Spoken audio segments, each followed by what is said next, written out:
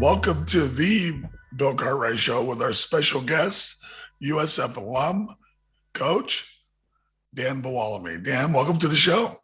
Well, I'm glad to be with you, Bill. Good to be here. You know, I want everybody to come to know you really quickly. Can you talk about where you grew up? And I want you to talk a little bit about your mom and dad. Okay.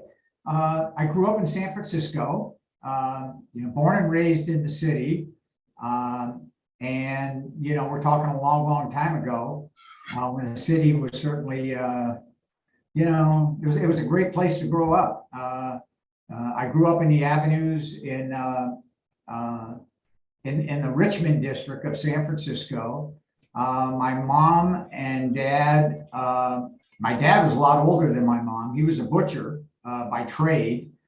He came over years and years ago through Ellis Island, migrated from Italy, met my mother, who was from Erie, Pennsylvania. They, married for, 60 years. And, I had a really good childhood. So went to a French grammar school in San Francisco called Notre Dame des Victoires. And in those years, even when you were, 8, 9, 10 years old, I even, in fact, younger than that, I remember at 7 years old, getting on a bus and going all the way down, transferring twice, and it's all the way down on Pine Street in San Francisco. So that was my upbringing. In fact, Bill, interesting enough, I lived my first, before we moved out to the Richmond district, I lived on Parsons Street. And Parsons Street is right around the block from the Correct Center, which used to be, by the way, as you know, St. Ignatius High School, where I went to high school. And so I used to go to all the USF football games. That shows you my age. But I remember my next door neighbor loved football, and we would walk through Golden Gate Park and go all the way down to Kezar Stadium. It wasn't that far. You just walk maybe, a half a mile, quarter of a mile. And he used to take me, and I used to sit in the stands. And I remember in 1951, right around that time, watching, I was a little kid at that time. I wasn't very old, but I remember watching USF play against they played the Quantico Marines. They played Fordham. The teams that came in. And in fact, I used to have all the old programs. And of course, I kept them for a while, and then we threw them all out. But it would have been great to have those programs with, Marchetti and Ollie Matson and Ed Brown and all the great USF players. Burl Toller was on that team. And I have vivid memories of that, going to USF games and watching football, and then living through, the Casey Jones-Russell parade in San Francisco when they won the Ncaa championship. So that was kind of my upbringing. I always probably like you, but maybe not quite, because, you were certainly in a class by yourself in terms of talent. But in my years, we used to go to the park and play basketball. We used to play with the iron nets, and you go out there, and that's what I did like every day. We would go to the park, a playground, and there would be all kinds of 3-on-3 games, and that's what you did. You played, from 9 in the morning until 6 at night. We did it like every single day. I used to look forward to the weekends, because that's when all people would come in from other areas, and we had a park that was kind of known for basketball, and I did get better doing that. But that was my early years. So that's a quick summation. So talk about a little bit about what kind of kid were you in high school? Were you an academic kid? Were you a sports kid? What did you like to do? I was a sports kid. In fact, interesting enough, I think I'm lighter now than I was when I was in high school. I was pudgy, to say the least. In those years, it didn't really sink in that you had to really get in shape to play basketball. It always came naturally to me, but I was not an academic guy. I got by. I got by. In college, I became more of an academic person than in high school, because I had to. And you know, I grew up a little bit and realized that, you know, I got to buckle down, because if I don't buckle down, I won't be around. So, but in high school, you know, it was basketball for me. And then, you know, played a little bit of football, not much, played a little bit of baseball, because when I grew up, we played all three sports. That's what we did. You know, you go from one sport to another sport to another sport. And I really enjoyed high school. I went to high school at St. Ignatius, the old St. Ignatius, which was all boys. And it was right at the Correct Center, right where that's where it is. So I had fond memories of that. And that was basically it. And after that, I got lucky enough to go to USF. And quite frankly, Bill, didn't really play very well my last year in high school. I thought my first couple of years I played better, but you know, I never had any real offers. But I kind of walked on at USF, and then Ross Judici, after my freshman year, I had a good freshman year, put me on a scholarship for at that time. So you know, my parents were very thankful, even though it wasn't really super expensive to go to college like it is now. But still, even in those years, my mom and dad kind of realized that it didn't have to pay for it. It's a pretty good deal. So that's kind of a quick summation. Now, as you're at USF, talk about your coaches. You mentioned one, and talk about some of the guys who were there. Yeah. So in those years, freshman year, you know, they had a freshman team. They disbanded that and later, but when I was going in the 60s, the freshman team was a big deal. There were like iconic games between Santa Clara and USF and the freshman teams. And in fact, if you remember, Bill, and I'm sure you do, even when UCLA had their, you know, when Jabbar, Lou Alcindor, Kareem, when he was at UCLA, the freshman team beat the varsity, and the varsity had won the NCAA championship. So freshman games would be highly interesting to fans, and they would come in and watch all those games, and it was a lot of fun. So Ross Judici was the freshman coach. Ross, I thought, really got the best out of me. He just let me go. He just said, "Here, handle the ball, go, and make everybody else better." That's right. And I got in shape. I think that was a big deal, Bill, because I'd never really in high school worked at it. But when I got to college, we did a lot of running, and I lost weight, and I got, you know, I'm never really quick, but I got quicker for what it's worth. And it improved the ability to get around the floor. And I always had the ability to maybe pass the ball and see the floor. I could always do that and shoot. I was a decent shooter. No 3-point shot, which for little guys like me was a detriment. I wish they had the 3-point shot, and I wish they had the shot clock, but they didn't. So then after that, after the freshman year, Pete Paletta was the coach at USF. In fact, Pete passed away at a very young age. It was in his 40s when he passed away. It's really tragic. But Pete was a tremendous recruiter, got USF back on the map in the 60s in terms of going to the NCAA tournament. Went to the NCAA tournament like all the time. I played on really good teams. We had Ollie Johnson, Joe Ellis, Erwin Muller, Dave Lee, Russ Gamina, of course, Jim Burvelli, who was outstanding player on that team. Dick Brainerd. I can go through a number of guys that were really, really good players. I mean, at one point we had about 10 guys that were all really good. I don't think we lost a game at home in the years I was on the varsity, that 3 years. I don't think we ever got beat at home. Went to the NCAA tournament every year. Really, one year that we played in a tournament, I thought our best team. I don't know. We won. I don't know.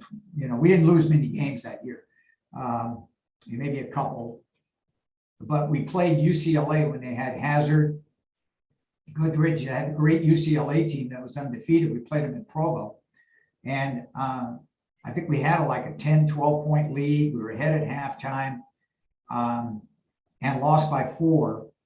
And I thought that was, and then UCLA, of course, went on to win the national championship. That I thought had we won that game, that was the finals of the West Regional. Had we won that game, you know, I think we would have won the whole thing again. That was our best team with Erwin Muller, who played in the NBA. Joe Ellis. Joe played guard with Bravelli. Gamina came off the bench, and Bravelli and Ellis were the guards. And of course, Ollie Johnson was fantastic. He played center, Bill, but he's about 6'7" and a half, 6'8", but he was really, really effective with his back to the basket. Dave Lee was a tremendous player. He played in the NBA. So we had a lot of guys from that team that went on to play professional basketball that were really good. So those were great years, really. And you know, Pete Paletta put all that together. And even after I left at 64. The 65 team was really a tremendous team. Jim Bravelli and I left, but Gamina played with Joe Ellis, and I mean they had a fantastic team at that time too. So you know, there was a lot of rich tradition, a lot of fond memories of basketball. So as you're leaving school, and you're out to search for your first job, what are you thinking? And are you ready to have your first job? Yeah, so that's a really good question, Bill. So my last year at St. Ignatius, pardon me, my last year at USF, kind of the word trickled down that St. Ignatius was looking for an assistant coach, you know, high school. They were looking for somebody to help out. And of course, in those years, if you taught in high school, coached in high school, you had to teach. You just couldn't go and coach and not. So you had to be hired as a teacher. So I was like 21 years old or 22. Now, the person they really wanted was Jim Bravelli. They asked about Bravelli, but at that time, I'm not sure what happened if Jim had a commitment someplace else, or if he wanted to continue his, something happened. But they did ask if Jim was available. For some reason, I'd have to ask Jim, but he wasn't. So the coach came to me and said, would you be interested? And well, of course, I never had, getting a job was, I had summer jobs like everybody else, but I said, well, I guess I do have to get a job. I mean, I guess I'm out of school. So you have to earn some money. And I ended up going this interview and got the job. And that's kind of how I started coaching. And at that point, I kind of decided, that's what I really wanted to do. I was a history major. And so they had me teach history. So if you can imagine, you're 21 years old and the guys you're teaching are 17 years old. So they're that was a little dicey, but after a year or two, you kind of get through all that, and it all worked out. So, but that's what happened. And, kind of that realization of getting a job and making money, and I really liked it. I liked the coaching part of it. Teaching was fine. I enjoyed that, but the school was really special because I had gone there and I knew everything about the school, and the principal was, you didn't have to have it was a private school. So in those years, you didn't really have to have a teaching credential. If the private school, the principal wanted to hire you, he could just hire you.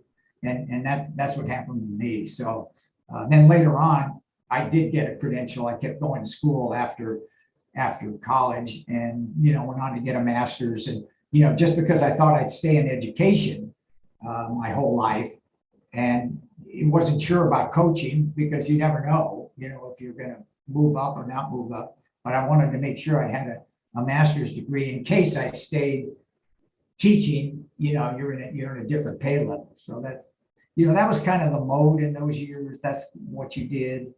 And that's how I ended up getting my first job. Can you talk about how, because you ended up going back to USF. So how did that happen? That was confusing.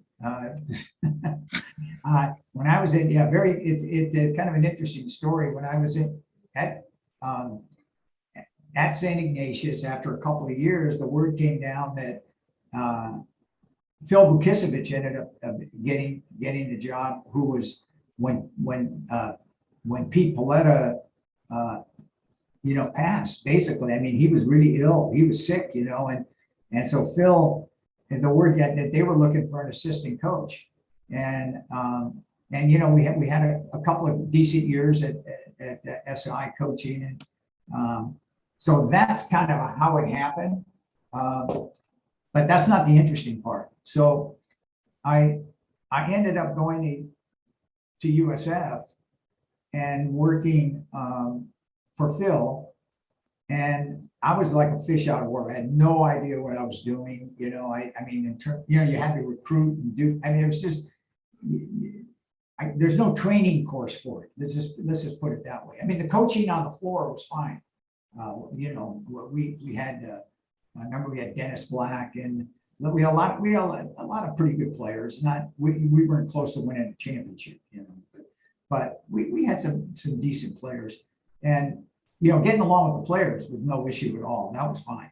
But the recruiting, the whole thing, it didn't click, right away. So Phil, after a couple of years, said, Dan, I'm going to make a change. I'm going to bring some other people in. So I was gone. A lot of people don't know that. I was there once and I was gone.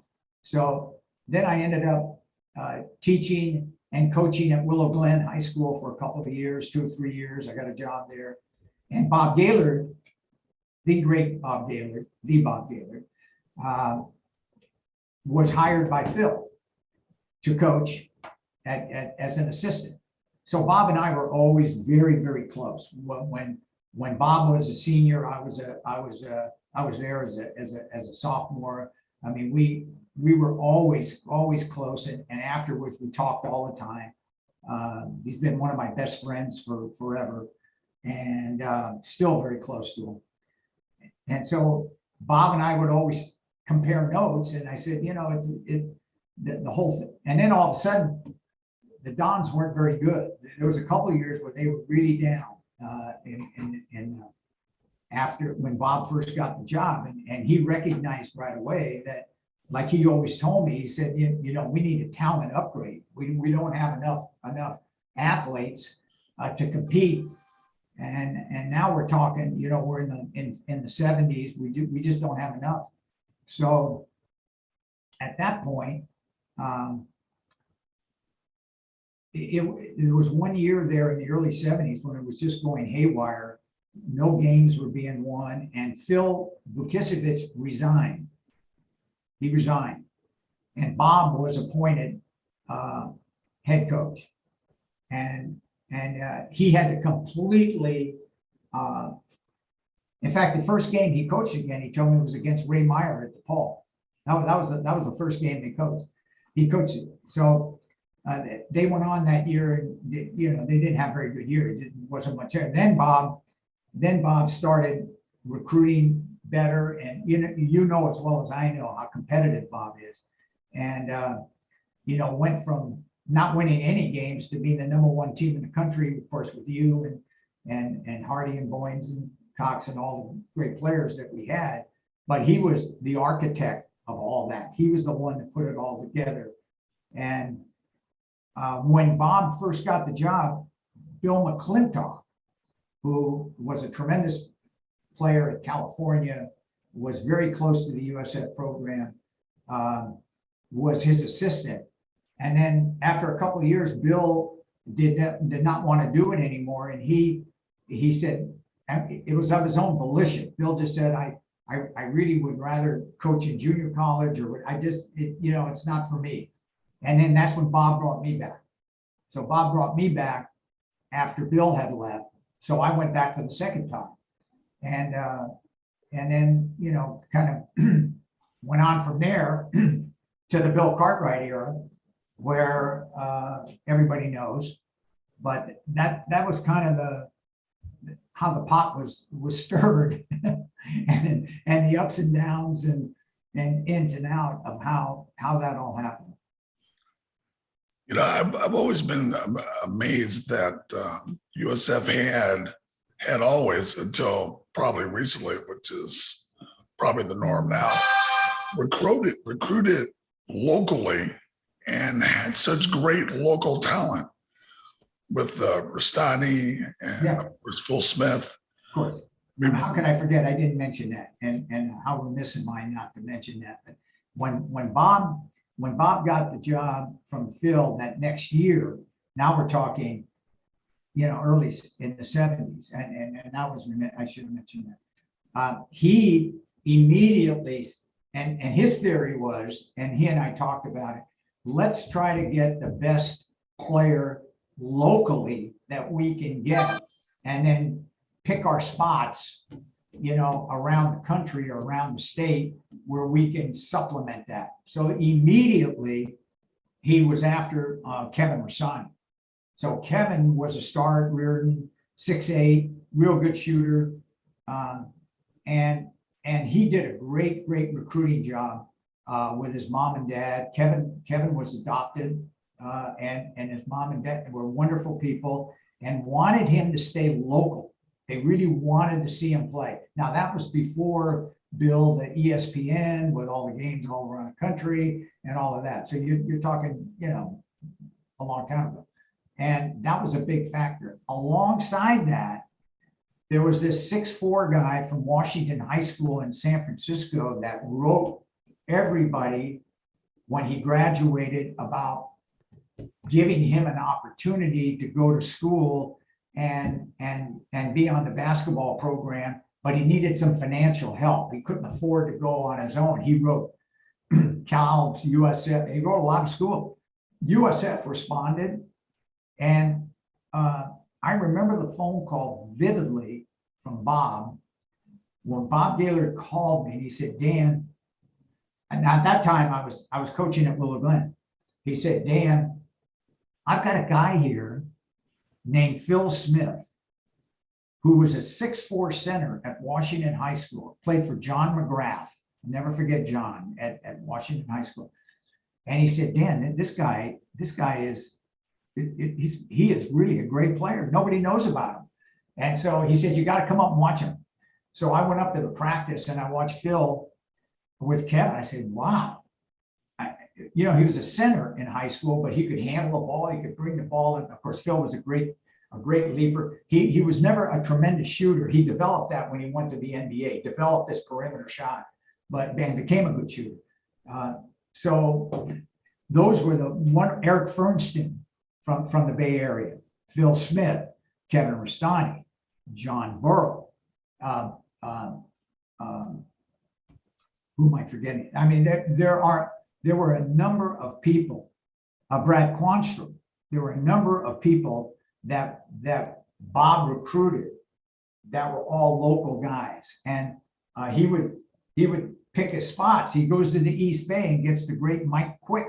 So now you've got Quick, and I think Quick was he might have been a Castlemont guy or Oakland Tech, I'm not sure. But so you got Quick, who can really shoot, and you got Phil Smith, who turns out to be an All-American at the guards, and one was 6'3" and one was 6'4", and now you've got Fernsted, you've got Rastani, you got now you really have a good team. Now you're real. Now you can play. So that's how all that came about, and then building on that momentum came your era right after that, Bill. But that's how Bob put it all together. But you're right. He really believed that if you recruit locally, you get the best player in your area, at least two of the best three, that you're always going to be very competitive, because the Bay Area was always a good fertile recruiting area. And then go down south and get Howard Smith on that team. Howard played in the LA City League. Richard Johnson, who played in the LA, who passed away way too early. Richard passed early. But you get Howard Smith, you get Richard Johnson from the LA City League, and then and then you couple that with Phil and Quick and Rastani and Fernston and Boro and Quanstrom, and one thing and another, 8 or 9 guys now that can play with anybody. So that's kind of the story of how all that happened. But that was the philosophy of Bob, which I always took with me. And anybody that I talk to now that asks me about recruiting, that's the first thing I say. You better get the best or near the best player in your area all the time. If you can do that, you're going to be very good, especially if you're in a market like ours. Yeah, you mentioned some nice players there. I was I'm not, because there were so many of them, and people talk about our era, and I'm like, are you kidding me? Right. The guys who were there before I got there, they were amazing. Now, how did you guys end up getting Byron Snake Jones? Oh, so there's another player, you're going through this. There's another one that I totally forgot about. Of course, Snake was so instrumental in the success. So, and he was of the era. Snake was of the era of Kevin, and I knew I was missing somebody of Kevin Rastani and Phil Smith and all those guys. Yeah, so, too many guys. Huh? Too many guys. You had a too many ton. guys. But was Snake an instrumental piece? So Snake Jones was from North Carolina, and Bob. The story goes, and Bob Gaylor could give it to you exactly, but as I recall it, Bob was pretty close with an assistant coach at Minnesota. It's funny how all this happens, and Snake was going to go, and I believe Snake was at a junior college, community college. He was going to go to Minnesota. For some reason, they had a coaching change or something happened, and the head coach said, "No, I can't." We took somebody else, didn't have a scholarship. Something happened where he could not go to. So this assistant coach, Bob, was talking to him about another matter or something, and he said, there's a guy in North Carolina named Byron Jones. We were going to take him. He's 6'9". He can run. He can, Snake was not a great shooter, but was he athletic? He was an athletic 6'9" that could run up and down the floor and really cause you problems. And so Bob followed up on it. It was a follow-up. Got a hold of Snake and had him come out for a visit. And he loved it out here. And as everything turned out, he married Phil Smith's sister, right? Yeah. As everything turned out. So that's, and I thought Snake was a major part of our success. So even before you arrived with all your accolades and success, when you had Snake and Phil Smith and Quick and Fernston and Bastani and all of these guys, you had really a tremendous basketball team. Now we're in a national spotlight. Now we're nationally ranked. Now people know about us.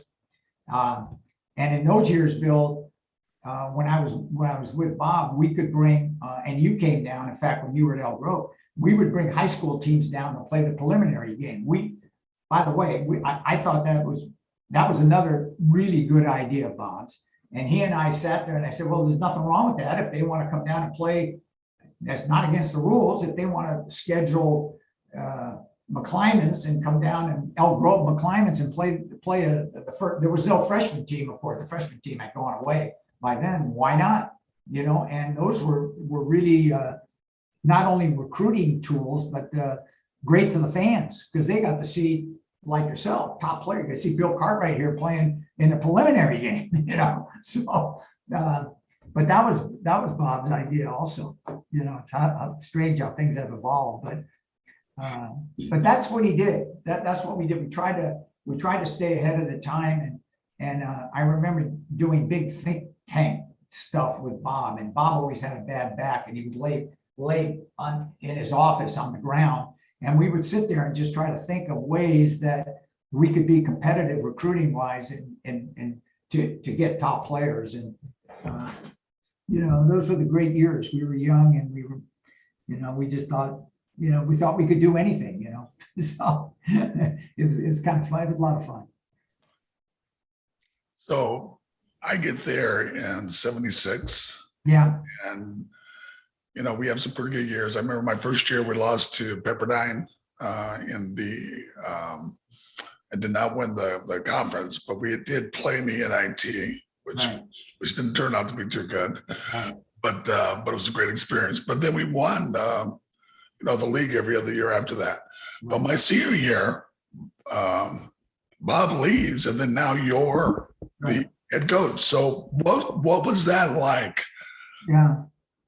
To now be the head coach? What different responsibilities did you have? Yeah, but there's a lot of different responsibilities, of course. I think Bob at that point was just burned out a little bit. I mean, he didn't leave, he took everything. You live and die every game. And of course the ones you lose, you remember a lot more than the ones you win. Bill, you coached, so you get it.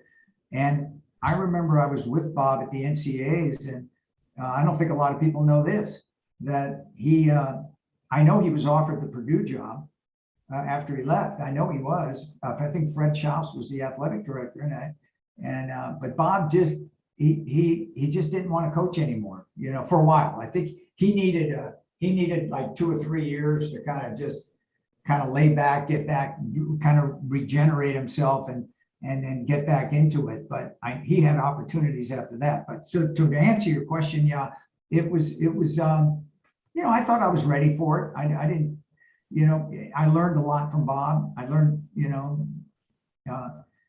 as we always said, make it simple, don't make it too complicated. If you've got great players like we did, kind of revolve it around them and make the game as easy as possible. And one thing I kind of wish, I remember going to league meetings and trying to bring up the suggestion of a shot clock. And now there was no 3-point line, but the shot clock was something that I really tried to put into the West Coast Conference rules, just to try to speed up the game a little bit. And my suggestion at that time was to put a shot clock in the last 5 minutes. The last 5 minutes of the game, you had to have like a 35-second shot clock or whatever it was, but you couldn't go out and hold the ball and stall. And I remember when you were playing, I remember playing at Stanford, and they stalled and kept the ball at half court. And here you are going out trying to play defense at half court against the center, and they had no intention of shooting the ball, but they tried to shrink the game. So, I tried doing that, but I was unsuccessful. Then all of a sudden, after I left a few years later, here comes a shot clock, here comes the 3-point line, and I would have completely changed my mode in terms of coaching. It doesn't all revolve around having everybody with size. Now you really need shooters. You need to be good in the open court. You need to do a lot of different things. So it was different in that you had to make all the decisions, and what happens is, and as you know, when you coach, Bill, the fact is you're not going to make everybody happy. I mean, it's just the way it is. I wish you could, but when you start 5 guys, there's probably 5 sitting on the bench that think that they're better than the 5 that are starting. That I understand that, but you have to make the call. And then the one thing I regret is I think I would have, as the years would have gone on, you gain experience by doing it. After you do it for 3 or 4 or 5 years, you gain maturity. That never happened with me, but you gain maturity and development, and you build a nice flow of recruiting, and you're able to continue recruiting well, and kind of like what's happening at Gonzaga, kind of like the mode of success year in and year out, where now your school name is so public that when you contact a recruit, they've heard of you, they know you're good, they know of the program. We always thought, by the way, a sidelight, that in order to be successful, you needed a 15,000 seat facility. Well, we were wrong about that. We were wrong. Back in the day, we thought facilities were critical. Now they're important. There's no doubt they're important, no doubt. I mean, you got to have a practice facility. You got to, but there's a lot of schools. I mean, take St. Mary's, for example. They've been good. They've been good for 20 years and playing a 3,000 seat facility. Now they get players from Australia. We know that. But regardless, it's been really effective. And Gonzaga, before they built their new place, I mean, their place was not a huge facility. So I was wrong about the facilities, the way it has all evolved. So it was different, and it was, I love coaching. I really did. What I've learned, Bill, is you kind of adapt as the years go on. Whatever you start doing. I got into broadcasting after I left USF, which filled a big void for me because it kept me involved in the game. So you got my whole life history now. Well, I mean, you were there at really, a great time. And then once Father Lowe made his decisions, which of course is still could cause some pretty heated discussions, and I've seen it and been in it, and I stay out of it. But once that mistake was made at school with Quentin Daly and Father Lowe made his decision, unfortunately, you were right in the middle of that. Right. And I always had a great relationship with Quentin. He went to Cardinal Gibbon in Baltimore, Maryland. No one believes me when I say this, Bill, but I never watched him play a high school game. I never watched him play. I had an assistant coach, Mike Brown, who was very close to his guardian and said, hey, here's a guy we can get. And I remember John Thompson telling me years ago, Bill, hey, this guy's a heck of a player. He goes, what did you have to do to get hot? I said, I told John, he didn't believe me. He did not believe me. I said, I never watched him play. He goes, come on, you got to be, I don't believe you. I never watched him play. So when he came out, I didn't know he was I knew he was good. I knew he was a good player, but I never knew he was that good. He was really, really good. And I got along great with him. And one of my saddest moments was whenever it went down with Quentin. I was not there physically at the time I had gone the year. I wish I were there because I could have handled Quentin. He was never a problem. He was never a problem with me. And as I said, he and I and my wife used to come down, and we were very close. And I think I could have avoided a lot of that. I really believe in my heart if I had been there, that whole situation could have been different. I just feel that way. So. Yeah. Quentin was a good man, and I did have a chance to play against him. He was in Chicago. I was in New York, and wow, was he a really, really good player? He was a real problem. He was really good. He got in. What happens is you really don't, as you well know, when you're coaching, you can't be with everybody 24/7. You just can't. So you're hoping that people take care of their bodies right. They take care of themselves.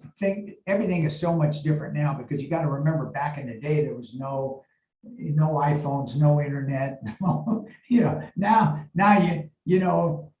if you're not nice to somebody walking down the street, if somebody says hi Bill and you don't say hello back, somebody taking a video, look, Bill Cartwright's not very friendly. Well, I mean that's just the way it is now.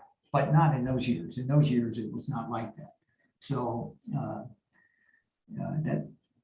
but he was a special talent, and it's unfortunate the way it all ended. So yeah, that was that. I still, you're bringing me way back. I hadn't thought about it for a long time, but every time I do, I got real sad thoughts about the whole thing. Yeah, well, there's,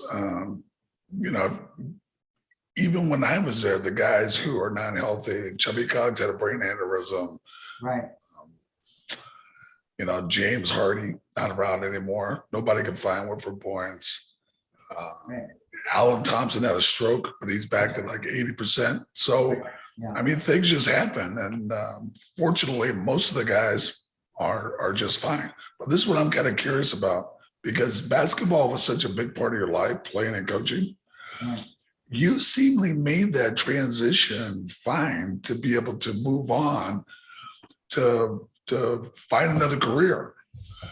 What was your mindset after you left? Okay, so after I left, which was a really hard time for me for I'd say 2 years. It was really tough. Because if you think about it, you're doing you're involved in coaching and teaching your whole life, and all of a sudden it's gone. So you have to adjust. And my wife was fantastic during that time, and said, something will happen. Something will happen. Just hang in there. I'll tell you what I did, Bill. I got in great shape. I ran every day. I was, running sometimes will get your mind off things, but not every day. But I tell you what, I lost like 20 pounds. I felt really good, and kept in touch with everybody. So there was somebody in San Francisco by the name of Pete Lombardo, and Peter was he would put local games on, and he was involved in the Miss America pageant. His uncle was Guy Lombardo, of the famous Guy Lombardo, and Liebert Lombardo, I believe was his dad. Liebert was in the band, so he was, he was in the know in a lot of areas. But he had his office in San Francisco. He's a big sports fan. Went to USF, by the way. And Peter and I have been friends forever. And he grew up with Gravelli, me, Lombardo, and all these guys. So Peter was putting all these games together. He goes, "Hey, Dan," he always wanted to mic me on the sideline, while you were coaching. I said, "I don't think that's a great idea," at that time, because you never know what anybody would say. So, yeah. So he started to put together these games, and there was about a 12-game package. And at that time, you have to remember, there wasn't all these packagers like, yes, ESPN was kind of starting to do their thing, but there wasn't any Pac-12 network or Big Ten network or all the Fox on TV. There was none of that. So there was a lot of interest in that, and he had the ability to sell television time. He would get a beer sponsor, a car sponsor. He would get all these sponsors, and then it was a business. And then he would put it on a station, give the station their share, give the whomever he had to distribute the money to the teams, and then he would keep the rest. So that it was a business, and he was very successful. So he said, "Hey, would you be interested in, I'm going to hire a play-by-play guy. Would you be interested in doing color?" And I said, "Well, I could try. I don't know. I've never done it before." And that's how I got started. So Peter was the one that really got me started. And then it evolved from there, that after I did that he did it for a couple, 2-3 years. And then all of a sudden, I got involved with the Pac. Was it called the Pac-10 then? It wasn't the Pac-12, it was the Pac-10. And I remember talking to Dave Maggart, who was the athletic director at California. And Dave knew my history, knew everything. He goes, "No, I heard you on the air. I'm fine recommending you." So Barry Tompkins was doing play-by-play for the Pac-10 in the 70s. They had and they had now these packagers, Lorimar and all these Raycom Sports, all these packagers starting putting together conferences and putting them on the air. Peter Lombardo was kind of still doing his thing, but as the years went on, he got pushed out a little bit because now everybody else was doing it and there wasn't enough games to put on. So that's how it happened. And then the Pac-10 hired me, and then I worked for them for these packages, Lorimar and Raycom, and then Fox, and then I did ESPN. All of that evolved for the next 25, 30 years. That's kind of, and still doing it. So that's it. And then after that, by the way, when I left USF, a friend of mine said, "Hey, have you ever considered?" I got a friend of mine who owns a car dealership, and they're looking for a finance director. And I said, "Oh, well, I know nothing about that, zero." So I said, "Just go down and talk to them. Go down and talk to them." So this is the owner of the place that I'm still at. 41 years. Over 40 years I've been here at we're Porsche Burlingame, Audi Burlingame, Rector Motor Car Company. So Jim Ncaa, who's the owner, still the owner. We were, brought here. So I was introduced to the finance area of a car dealership and became a finance director and tried it out. I said, "I'll try it." I went to school in Chicago to learn about it. I went to school. They put me to school, which was odd, weird. I said, "No, this is not for me." When I was there, I said, "It's not for me." And then I got back in the dealership and kind of got in the swing of things, kind of understood that I could, it's a job, but you're dealing with, and basically what you're doing is you're coaching people. You're dealing with salespeople and coaching them, and working transactions, and kind of sifting your way through all of that. So I ended up doing that. I ended up being a finance director, and then later the general manager, later vice president, later, just of a car dealership, and at the same time doing the basketball, marrying all that together, which has been a good marriage, in that the owner first of all, he allowed me to do it. He said, "No, I understand you got to be gone," because in the years, Bill, where I was really doing a lot of games. I mean, there was 4 games a week that I would be going from here to here to here. I'd have to go to Washington to here to go to wherever, So yeah, so that's kind of how it all happened. It was really, really good. Yeah, that is pretty awesome, and it kept you in basketball. Yeah, well, that's the key element. I thought I would eventually get back to coaching. It never really happened. I never pursued it much. I remember, wondering if I should apply for certain situations, but we really, with the 4 kids, and we really didn't want to move. We really did not want to go. Now, I'm talking 30 years ago, it's a lot different than it is now. We love the Bay Area. We wanted to be here, and we just thought it was, the best situation. But now it's completely different, And by the way, coaching was great then. It was really, but financially, it's certainly nowhere near how it is today. Today it's astronomical what everybody is making, and good for them. I think it's great.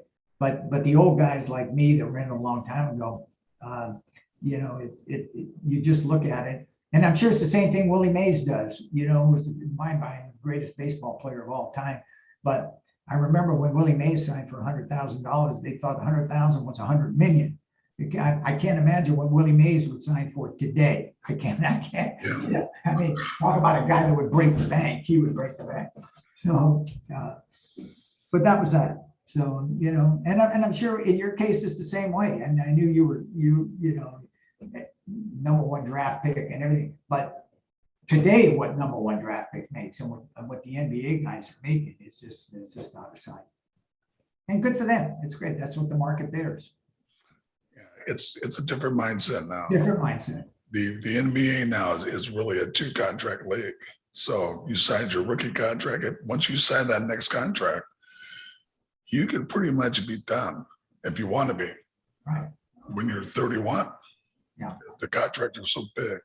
Yeah. You didn't talk about your kids. My kids, 4 kids. I have my oldest 2 boys, Lance and David, and then I have Dana and Renee, my two daughters. So I'm blessed. I have 4 kids and 13 grandchildren. Wow. So yeah, so I'm very blessed. They're all wonderful kids. My wife, who, as you know, Bill, passed 6 months. It's been already 6 months that she passed away. But she did a great job raising all the kids, and we were always, there. My boys played basketball at St. Ignatius. I had 3 of my children. My oldest boy, Lance, went to Arizona during the heyday. He was at Arizona in, I believe, in the 90s. Well, they were really good, and when he was in Arizona, and my other 3 children all went to UCLA, so they were very, very fortunate to go to UCLA. No USF, but they in those years they loved LA and had a chance to go there, and they went. They really enjoyed it. So, and then 13 grandchildren. All my kids are local. My youngest daughter is in London, and she's been in London, but my other 3 and their kids are here. So I'm very fortunate to have family close to me and can visit them, talk to them, play with the kids and all that. So that's